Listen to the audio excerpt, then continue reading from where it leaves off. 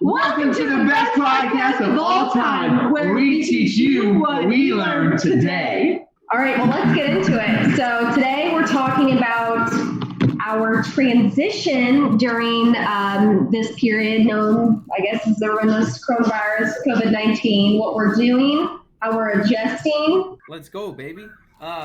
So I came up with a couple quick questions as far as like, just to kind of spark our ideas with like, you know, what's going on.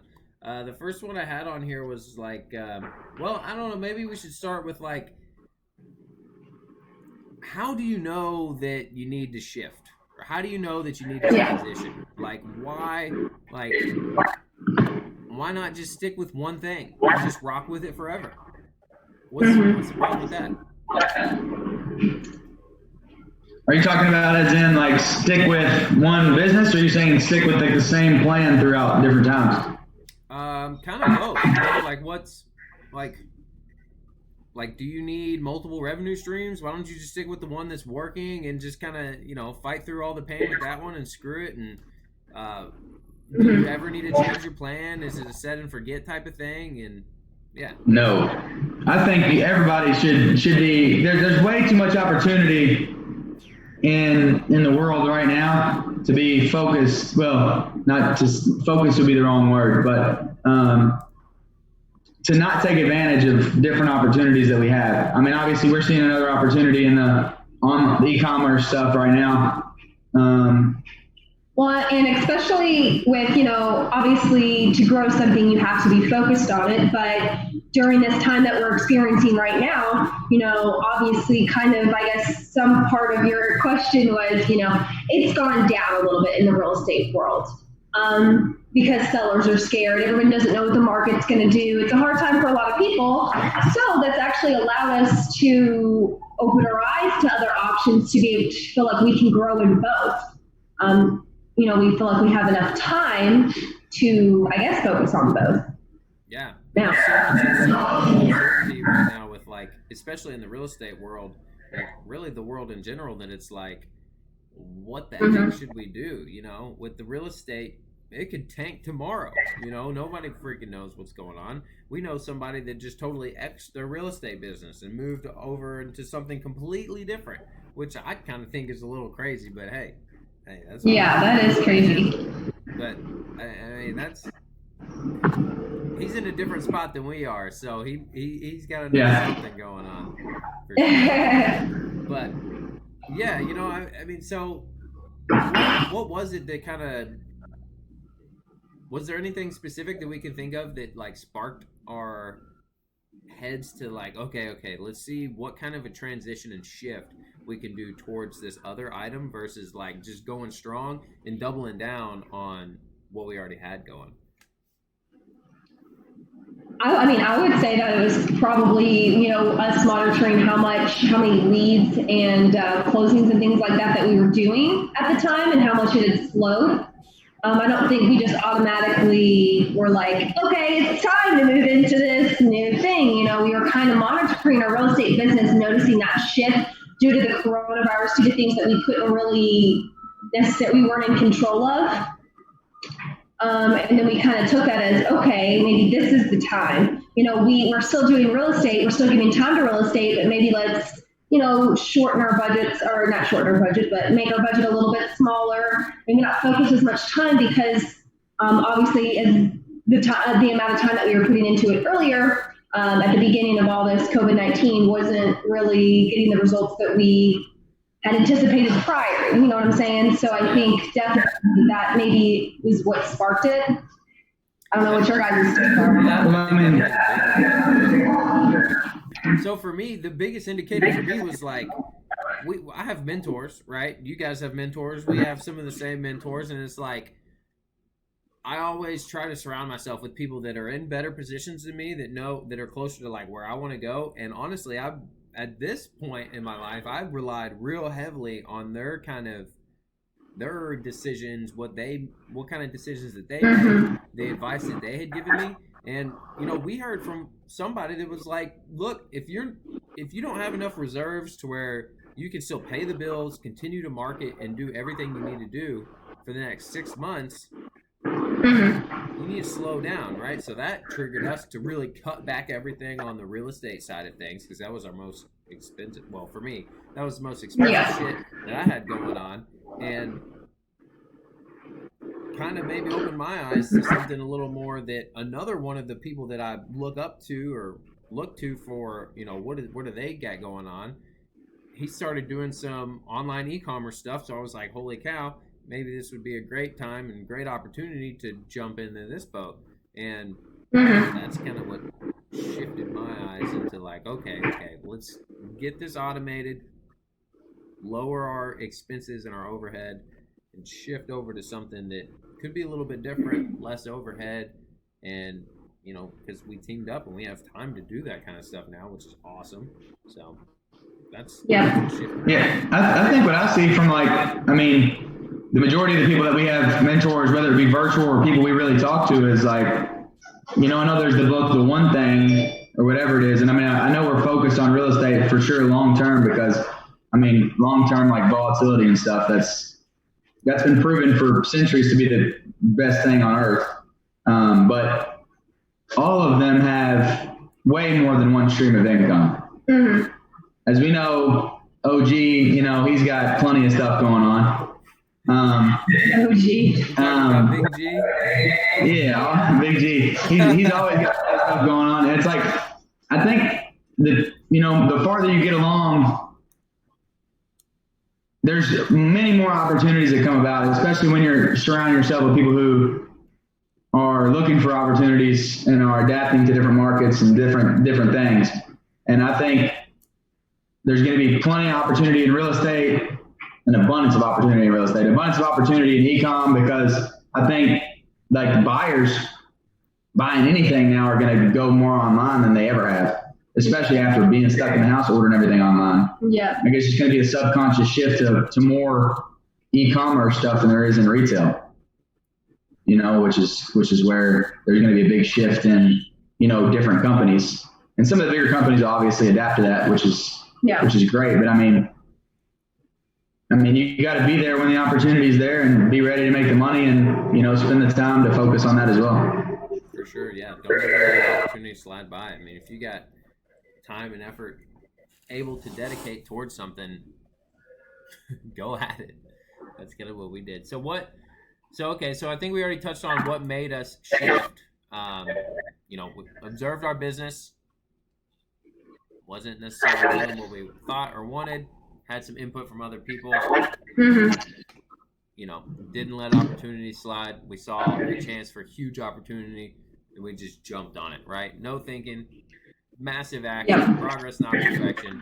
Well, a little bit of thinking, but just I guess it was the bit I wanted to get across there. So why, the next question I have on here is like, why is it important to shift? Like, why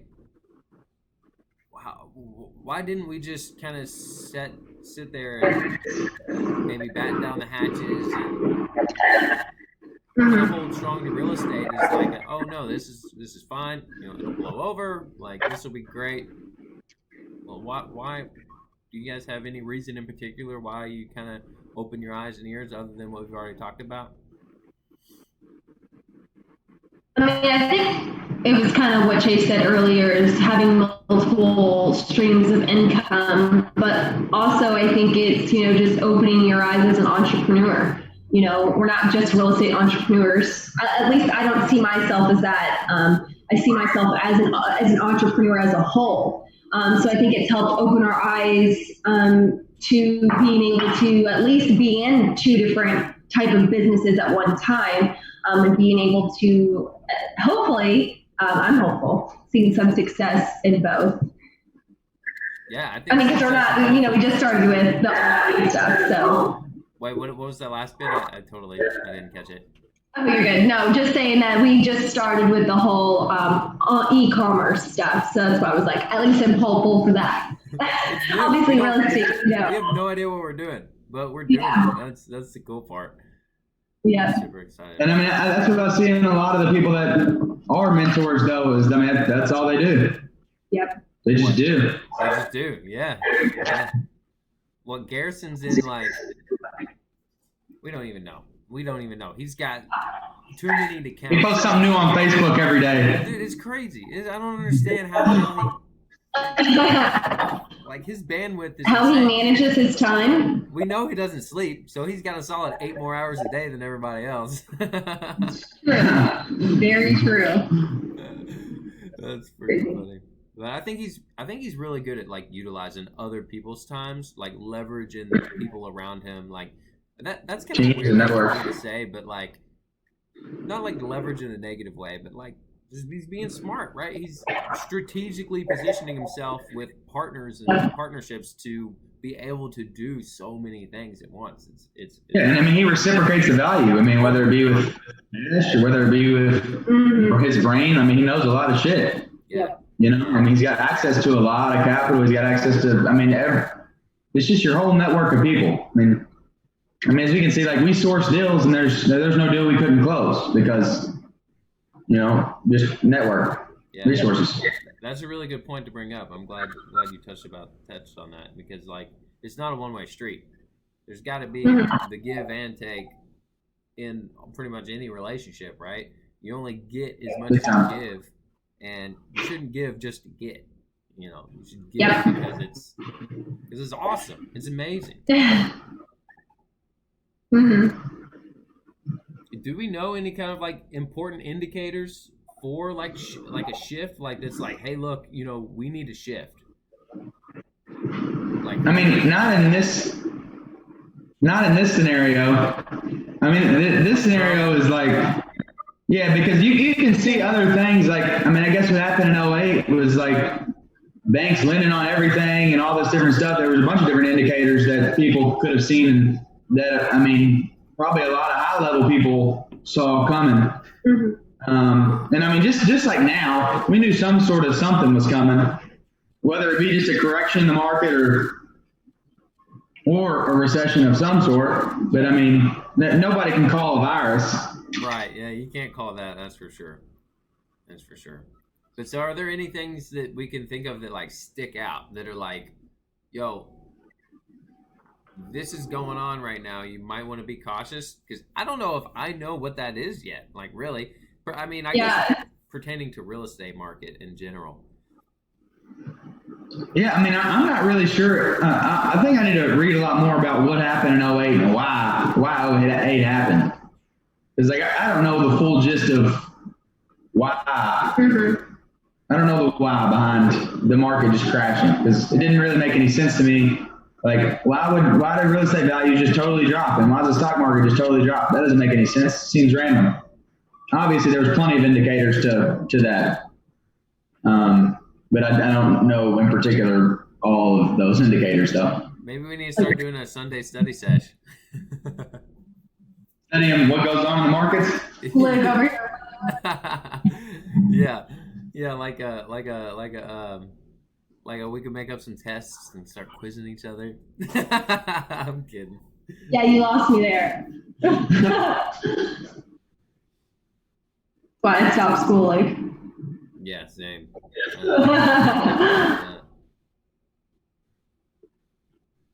So, okay. So what exactly have we done? You know, and is our decision that we made permanent? You know, do we have any plans to shift back, or are we moving in a totally different direction? You got that one? Well, I can't speak for you all because we haven't really discussed this very openly or just had like a deep conversation about it. But I would say, you know, we're not transitioning out of real estate because we see so much opportunity in real estate.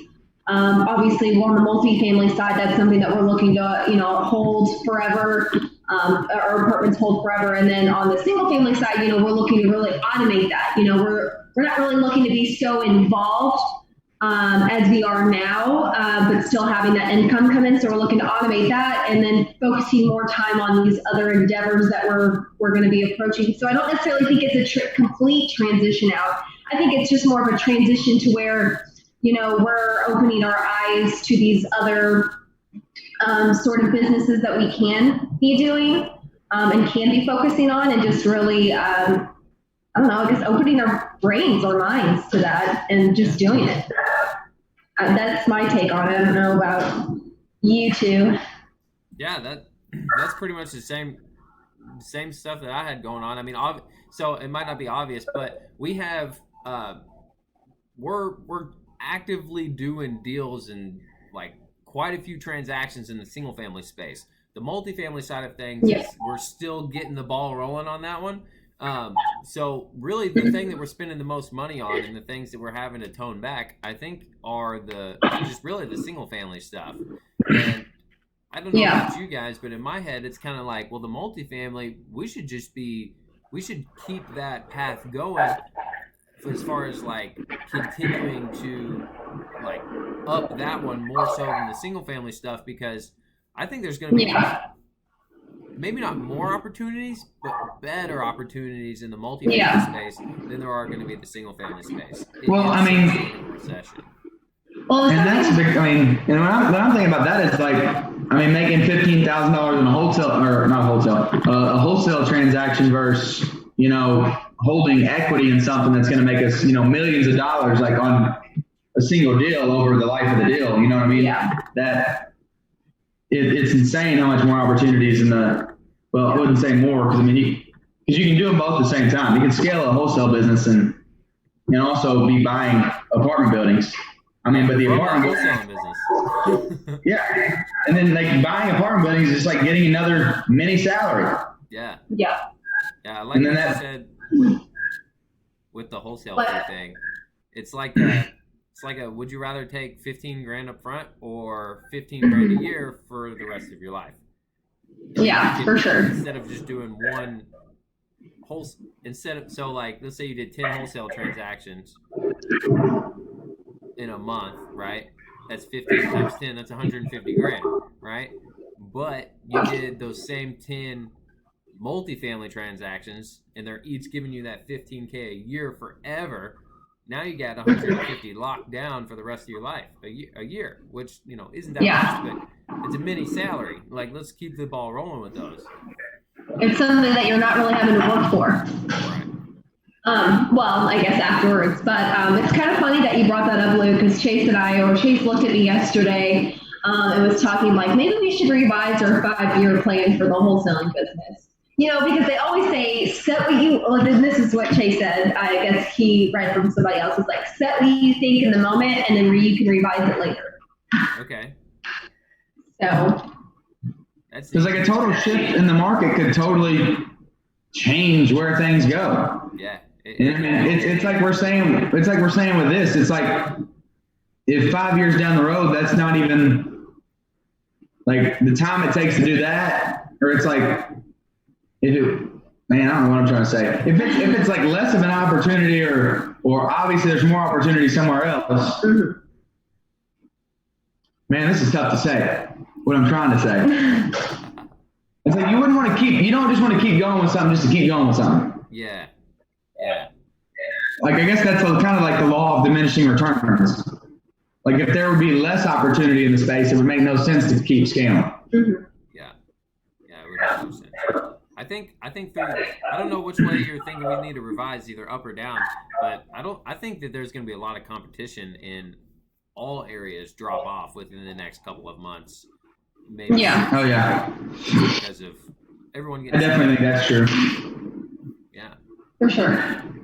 And so, I think we've kind of jumped around the idea, but like, I want to touch on these kind of decisions to like slow down and maybe shift your focus onto something. Like, nothing has to be permanent, right? Like, it's all. It's like you said, like revising your goal. Like, write down what you think you want in the moment and then look at it later, right? Nothing's permanent. There's always going to be constant evaluation and constant like, is this the right decision? Do we need to move back? Like, have we lost our focus because we're in 8 businesses now and we're still very active in all of them? Like, should we stop? Like, nothing's permanent.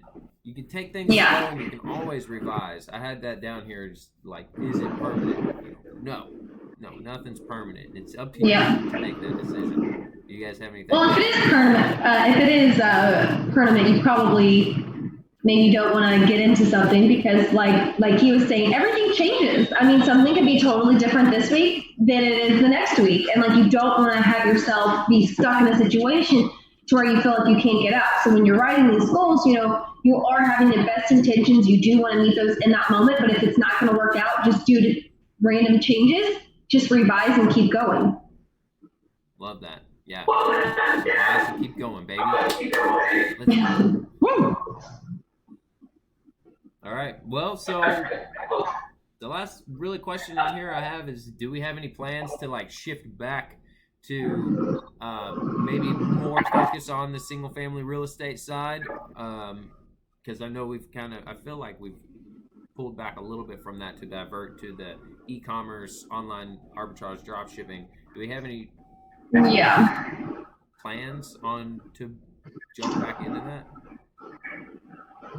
I think it just depends. Yeah. Depends on what happens. If there's a ton of opportunities, we're investors, we're looking for any opportunities. So if there's a ton of opportunities in the next couple months, just due to the aftermath of the COVID-19, then I would say that's something we discuss then, because we're not just gonna, shy away from making some money. Like I said earlier, we're entrepreneurs, we're looking to make money, and we've already started our single family, know how to execute that well. So if there's a bunch of opportunity, I don't see why not. But I definitely think it's kind of a what if sort of situation. It just depends on what's happening, what's going to happen. Yeah, so there's no real plan, I guess. Is that kind of what you're saying?